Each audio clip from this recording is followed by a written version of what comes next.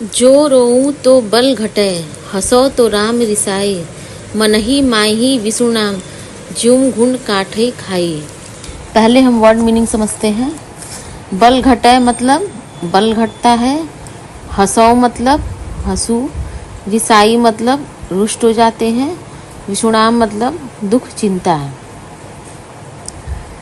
उपयुक्त साखी में कबीर अपने हृदय के विचित्र स्थिति का वर्णन कर रहे हैं।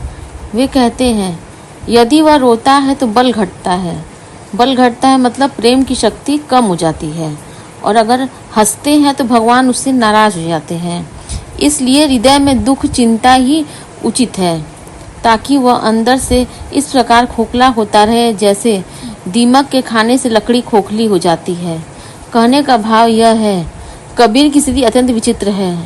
न वह हंस सकते हैं न रो सकते हैं। ईश्वर से मिलन की तीव्र इच्छा तथा गहरे दुख का चित्रण किया गया है इसमें। पर्वती पर्वती मैं फिरिया, नैन गवाए रोई, सो ब्यूटी पाऊं नहीं, जाते जीवनी हुई। पर्वती पर्वती मतलब पर्वत पर्वत, बूटी मतलब वनस्पति, रोई मतलब रो रो कर, फिरिया मतलब घुमा, गवाए मतलब खो दिया, जाते मतलब जिससे। कबीर कहते हैं कि ईश्वर के विरह में मैं पर्वत पर्वत घूमा, मैंने उसे याद कर करके रोकर अपने नेत्र भी खो दिए, पर वह जड़ी बूटी कहीं नहीं मिल रही जिससे जीवन की मुझे प्राप्ति हो सके। भाव यह है कि विरह की अग्नि में इतना जल कर भी मुझे प्रिय के दर्शन नहीं हुए जिससे मुझे संतोष मिल सके।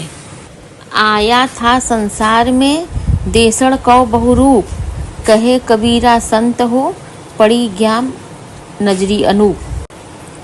देखड़ मतलब देखने को, अनूप मतलब अनुपम रूप परम तत्व, बहुरूप मतलब अनेक रूप। कबीर कहते कि इस संसार में मैं अपनी वासनाओं से प्रेरित होकर अनेक रूप देखने आया था, पर गुरु की कृपा से परम तत्व भगवान के दर्शन हो गए।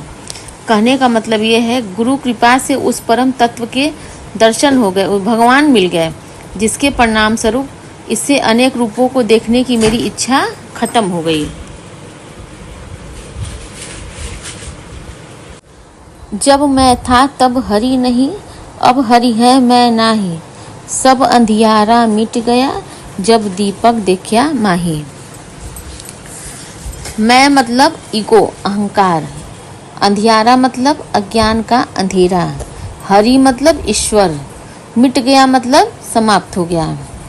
प्रस्तुत साखी में कबीरदास जी कहते हैं कि जब मेरे अंदर अहंकार की भावना थी तब तक ईश्वर हमसे दूर थे, और जब अज्ञान दूर हो गया तो ईश्वर से मेरा मिलन हो गया।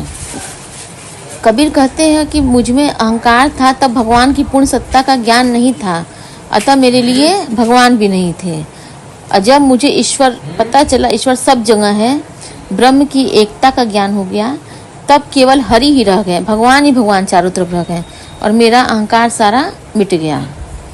और उस परम ज्योति के दर्शन से मेरे अज्ञान का सारा अंधेरा दूर हो गया। भाव यह है कि अहम और ईश्वर दोनों साथ साथ नहीं रह सकते। ईश्वर का ज्ञान होते ही व्यक्ति का अहम स्वतः नष्ट हो जाता है और उसका अज्ञान रूपी अंधकारा मिट जाता है।